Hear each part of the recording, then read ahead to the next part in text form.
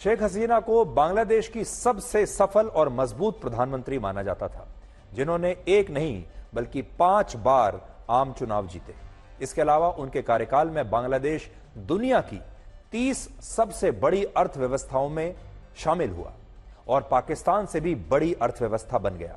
हाल ही में बांग्लादेश ने GDP growth rate के मामले में अमेरिका, ब्रिटेन, फ्रांस, इटली और जापान जैसे देशों को भी पीछे छोड़ दिया था और बांग्लादेश में लोगों की सालाना आय में सबसे तेजी से वृद्धि हो रही थी और वहां बेरोजगारी दर सिर्फ 3% थी।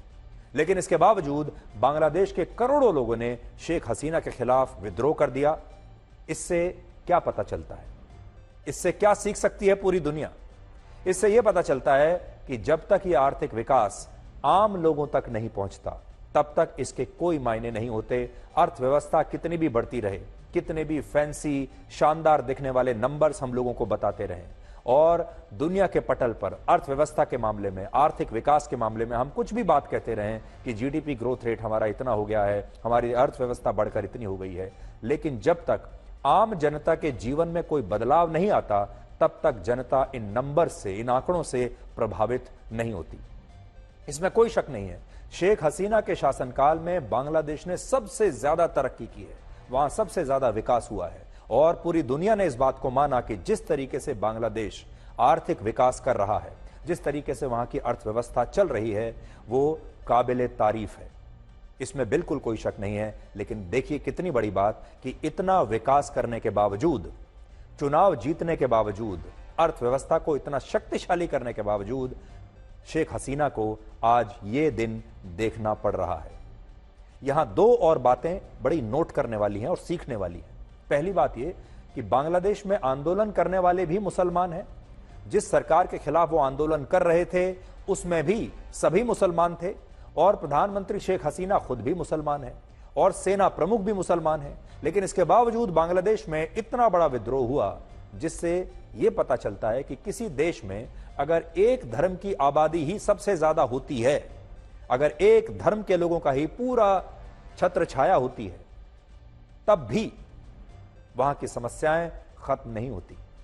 और जो लोग ऐसा सोचते हैं कि जिस देश में सिर्फ एक धर्म की आबादी होती है, वहां संघर्ष नहीं होता, उन्हें आज बांग्लादेश का यह हाल देखना चाहिए। मुसलमान के खिलाफ है। बांग्लादेश में 91% मुसलमान है और 8% हिंदू हैं, जबकि भारत के विभाजन के बाद इस क्षेत्र में उस समय 76% मुसलमान और 23% हिंदू रहा करते थे। 23%। लेकिन आज बांग्लादेश में मुसलमानों की आबादी 91% होने के बावजूद वहां इतना विद्रोह और खून खराबा हो रहा है। तो अगर आप देखेंगे, जब बांग्लादेश बना था, तब वहां की जो आबादी की संरचना थी वो ऐसी थी जैसी आज भारत में है। भारत में हिंदुओं की आबादी लगभग 80% है और बाकी के जो धर्म के लोग हैं उनकी आबादी लगभग 20% है। यही बांग्लादेश में उस समय हुआ था जब बांग्लादेश का निर्माण हुआ था।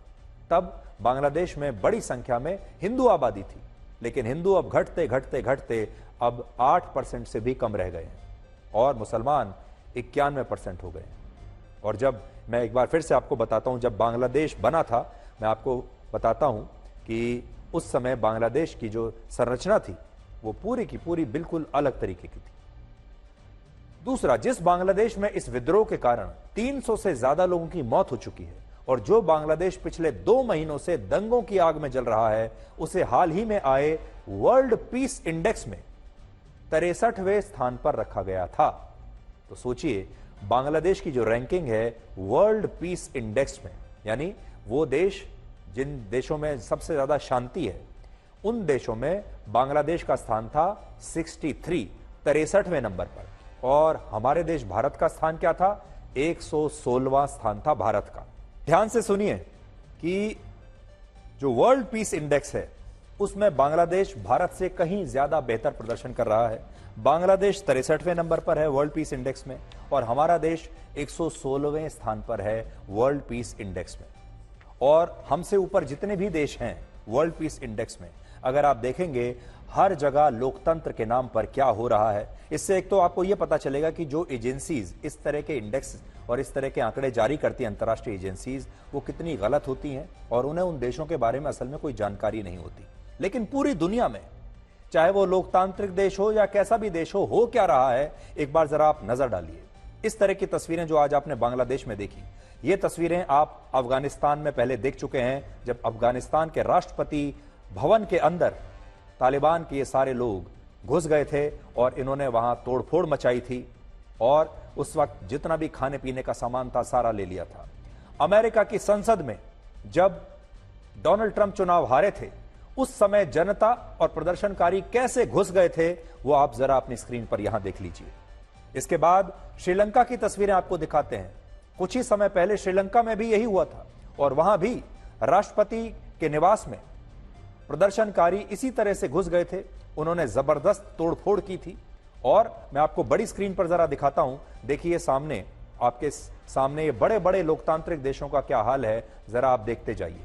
अभी आप श्रीलंका की तस्वीरें देखिए, ये श्रीलंका की तस्वीरें हैं, 2022 की तस्वीरें हैं, जब वहां की जनता श्रीलंका के राष्ट्रपति भवन में घुस आई थी और उन्होंने जबरदस्त तोड़फोड़ की थी। और पाकिस्तान की तस्वीरें भी अक्सर आप देखते रहते हैं कि पाकिस्तान में क्या चल रहा है। वहां पर भी जनता, आपको याद होगा कुछ समय पहले 2023 में जब इमरान खान के समर्थक सड़कों पर उतर आए थे और उन्होंने कितनी तोड़फोड़ की थी, आपको याद होगा।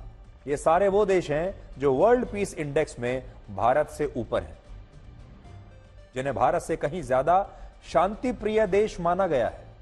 और वहां पर क्या हो रहा है, जनता कैसे राष्ट्रपति भवन में घुस रही है, कैसे प्रधानमंत्री आवास में घुस रही है, तोड़फोड़ हो रहा है, खुलेआम विद्रोह हो रहा है। चुनाव के नतीजों की किसी को कोई पड़ी नहीं है, ना कोई चुनाव के नतीजों का वहां पर सम्मान करता है। आप देख लीजिए पूरी दुनिया में इस समय क्या हो रहा है और हमारा भारत आज इन सारी तस्वीरों को देखने के बाद कितना शांति प्रिय और कितना बेहतर लोकतंत्र दिखता है। अगर आप देखें तो पूरी दुनिया में इस समय सबसे स्थायी लोकतांत्रिक देश अगर कोई है, जहां पर सबसे स्टेबल डेमोक्रेसी है, वो भारत देश है। भारत में आप इस तरह की तस्वीरों की कल्पना नहीं कर सकते। अब वापस लौटते हैं बांग्लादेश पर। देखिए बांग्लादेश के बारे में जो मैं आपको बता रहा था, जब बांग्लादेश का निर्माण हुआ था तब वहां की आबादी वैसी ही थी जैसी आज भारत की आबादी की संरचना है। वहां पर 76% मुसलमान थे और 23% हिंदू थे। बिल्कुल वैसा ही था जैसे आज भारत की जनसंख्या है। लेकिन अब वहां पर उल्टा हो गया है। अब मुसलमानों की संख्या 76% से 91% हो गई है और हिंदुओं की जो आबादी है वो 23% से सिर्फ 8% से भी नीचे चली गई है। बांग्लादेश के पिछले 53 वर्षों के इतिहास में यह छठा मौका है जब वहां की सेना ने तख्ता पलट करके किसी सरकार को इस तरह से बर्खास्त किया है। पहला तख्ता पलट वर्ष 1975 में ही हो गया था, जब शेख हसीना के पिता और बांग्लादेश के संस्थापक मुजीबुर रहमान देश के राष्ट्रपति थे। जिस नेता ने इस देश का निर्माण करवाया, जिस नेता ने अपनी पूरी जिंदगी इस देश के लिए क्रांति लाने में लगाई, विद्रोह करने में लगाई, इस देश का निर्माण किया, इस देश ने 4 साल के अंदर उसी नेता को उखाड़कर फेंक दिया था। उस समय भी सरकार और सेना के बीच काफी मतभेद थे, जिसके बाद 15 अगस्त 1975 की रात को सेना की कई टुकड़ियों ने ढाका में शेख मुजीबुर रहमान और उनके परिवार के सभी लोगों की निर्मम हत्या कर दी थी, जिनमें उनके 10 वर्ष के सबसे छोटे बेटे भी थे।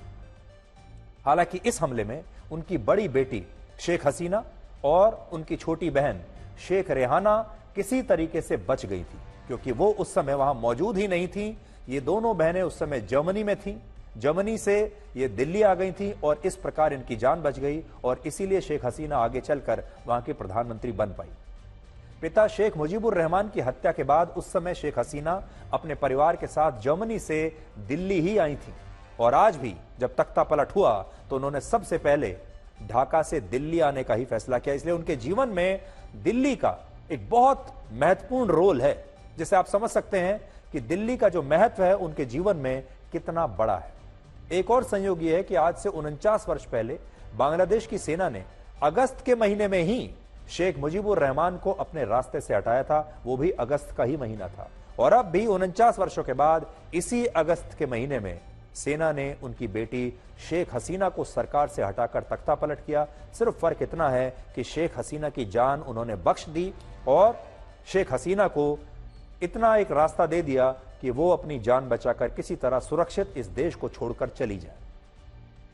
इस तख्ता पलट से यह भी पता चलता है कि जब बांग्लादेश की सेना ने सत्ता के लिए बांग्लादेश का गठन करने वाले शेख मुजीबुर रहमान को नहीं छोड़ा, तो वो इस सत्ता के लिए आज शेख हसीना के साथ कैसे कोई समझौता कर सकती थी।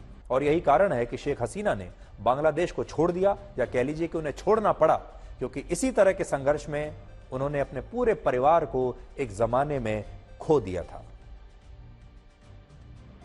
अब आप ये देखिए कि इस पूरे घटनाक्रम का एक ब्लैक एंड व्हाइट विश्लेषण क्या है, और इसे आप इन 5 पॉइंट्स में अच्छी तरह से समझ पाएंगे। इसमें सीख क्या है भारत के लिए भी और पूरी दुनिया के लिए, क्या सीख छुपी हुई है इस बात में कि बांग्लादेश में आज क्या हुआ है। पहली बात, शेख हसीना ने विपक्षी दलों का दमन करके चुनाव जीता और इन चुनावों में मिले पूर्ण बहुमत को उन्होंने अपनी लोकप्रियता मानने की भूल की, और यही उनकी सबसे बड़ी गलती थी। तो शेख हसीना को यह लगा कि उन्होंने चुनाव जीत लिया, लोकतांत्रिक तरीके से चुनाव जीत लिया। पूरी दुनिया देख रही है, कोई भी दुनिया में उनके चुनाव पर, उनके चुनाव की जीत पर उंगली नहीं उठा सकता, और उन्होंने ये चुनाव बहुत शानदार तरीके से जीता। लेकिन ये चुनाव लोकतंत्र को दबाकर जीता गया था। ये चुनाव विपक्षी दलों को दबाकर, उन्हें डरा धमकाकर जीता गया था, और शेख हसीना को यह लगा कि सब ठीक ठाक चल रहा है और उन्हें अब कोई हटा नहीं सकता। 2029 में भी, अगले चुनाव में भी वो यही करेंगी जो इस बार किया, और फिर ऐसे ही प्रधानमंत्री की कुर्सी पर बैठी रहेंगी। लेकिन उनके प्रति जनता के अंदर जो गुस्सा उबल रहा था, जनता के बीच उनकी लोकप्रियता जो लगातार घट रही थी, उसे वो समझ नहीं पाई, उसे देख नहीं पाई, और ये उनकी सबसे बड़ी भूल थी। और दुनिया के तमाम नेताओं के लिए इसमें एक बहुत बड़ी सीख छुपी हुई है। दूसरा, बांग्लादेश में आर्थिक तरक्की के बावजूद, इतने जबरदस्त आर्थिक विकास के बावजूद, अर्थव्यवस्था के इतने शानदार आंकड़े अर्थव्यवस्था को लेकर आप देखते हैं, उसके बावजूद वहां के करोड़ों लोग शेख हसीना के खिलाफ हो गए और उन्होंने सरकार के खिलाफ ऐसा बड़ा जबरदस्त विद्रोह कर दिया। इसलिए जो आर्थिक तरक्की भी है, जो आर्थिक विकास है, वो भी किसी नेता को हमेशा के लिए कुर्सी पर नहीं बैठा सकता, और जनता को अक्सर इन आंकड़ों में कोई दिलचस्पी नहीं होती। तीसरा, शेख हसीना ने लोकतंत्र और अभिव्यक्ति की आजादी को दबाकर शासन करने की कोशिश की। लोकतंत्र को दबाकर और संविधान को एक किनारे रखकर शासन करने की कोशिश की, जिसके बाद लोग बागी हो गए, लोगों ने विद्रोह कर दिया और लोगों ने बता दिया कि चुनाव जीतने से कुछ नहीं होता, जब तक जनता अगर आपके साथ नहीं है तब तक आप कुर्सी पर बने नहीं रह सकते। चौथा, बांग्लादेश की खुफिया एजेंसियां और सुरक्षा तंत्र ने शेख हसीना को सही जानकारी नहीं दी, और वो लोगों के विद्रोह को और सेना की योजना को सही समय पर समझ नहीं पाई।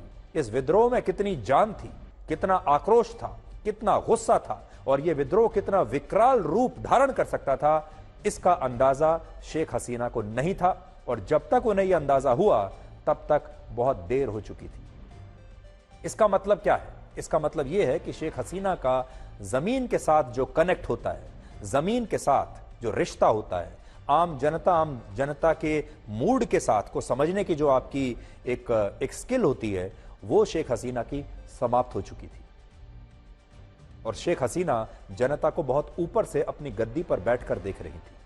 और आखिरी पॉइंट यह है कि अगर शेख हसीना ने एक तानाशाह जैसी जिद न दिखाई होती और आरक्षण को पहले ही समाप्त करने के लिए कानून बना दिया होता शुरुआत में ही, तो यह स्थिति कभी नहीं बनती। लेकिन शेख हसीना को ऐसा लगा कि जो वो कर रही हैं वो बिल्कुल सही है, उनके पास नंबर्स हैं, उन्हें कोई हटा नहीं सकता, उनके पास सीटों की संख्या इतनी ज्यादा है, 5 बार की वो प्रधानमंत्री हैं, शक्तिशाली हैं, और वो इस बात को समझ नहीं पाई। लेकिन अगर उन्होंने अपने देश की जनता का ये मूड भांप लिया होता और अपने देश की जनता के साथ ये समझौता कर लिया होता, शुरुआत में ही कह दिया होता कि हम आरक्षण को समाप्त कर रहे हैं, तो ये दिन न देखना पड़ता। लेकिन वो अपनी जिद पर अड़ी रही और ये जिद उन्हें बहुत महंगी साबित हुई। बांग्लादेश के पिछले 53 वर्षों के इतिहास में 17 वर्षों तक वहां की सेना ने वहां शासन किया है और वहां कल कुल मिलाकर 29 बार सेना ने तख्ता पलट किया है, जिसमें 6 बार तख्ता पलट सफल रहा है। और पाकिस्तान की तरह बांग्लादेश का राजनीतिक इतिहास भी खून खराबे से भरा हुआ है। तो इसलिए आपको सेना की मंशा को भी देखना पड़ेगा। असल में वहां की सेना को बांग्लादेश में शासन करने की आदत पड़ चुकी है, बिल्कुल वैसा ही जैसा पाकिस्तान में है। पाकिस्तान में कोई भी नेता, कोई भी पार्टी, कोई भी सरकार वहां की सेना के समर्थन के बिना चल नहीं सकती। इसी प्रकार से बांग्लादेश में भी वहां की सेना को अपना शासन करने की बुरी आदत पड़ चुकी है और लंबे समय तक वहां सेना ने शासन किया भी है। और जब भी सेना को ऐसा लगा कि वहां कोई नेता ज्यादा लोकप्रिय हो रहा है, कोई नेता बार बार चुनाव जीतता चला जा रहा है और वो सेना की अनदेखी कर रहा है, तो वो वहां तख्ता पलट कर देते हैं। और शेख हसीना के साथ भी यही हुआ। शेख हसीना बहुत मजबूत नेता बन चुकी थी और उनकी ये जो मजबूती थी ये वहां की सेना से देखी नहीं जा रही थी। वरना आप सोचिए, बांग्लादेश जैसे देश की एक पूरी की पूरी सेना क्या इन प्रदर्शनकारियों को रोक नहीं सकती थी? क्या वो इन्हें कंट्रोल नहीं कर सकती थी? और बड़ा सवाल यह है कि अगर वहां की सेना इन प्रदर्शनकारियों पर काबू नहीं पा सकती तो वो अपने देश की रक्षा क्या करेगी? अगर बांग्लादेश को कभी कोई युद्ध लड़ना पड़ जाए किसी देश के साथ, तो उनकी सेना क्या करती अगर वो इन लोगों पर काबू नहीं कर पाई? लेकिन बड़ी बात यह है कि असल में सेना और जनता का यह विद्रोह एक साथ मिले हुए थे। सेना चाहती थी कि यह विद्रोह हो, सेना ने इसे रोकने की कोई कोशिश नहीं की, बल्कि सेना इन्हें भड़काती रही और सेना ने यह कोशिश की कि यह विद्रोह एक दिन विकराल रूप धारण कर ले। और वैसा ही हुआ और उसके बाद सेना ने सही समय पर आकर तख्ता पलट कर दिया।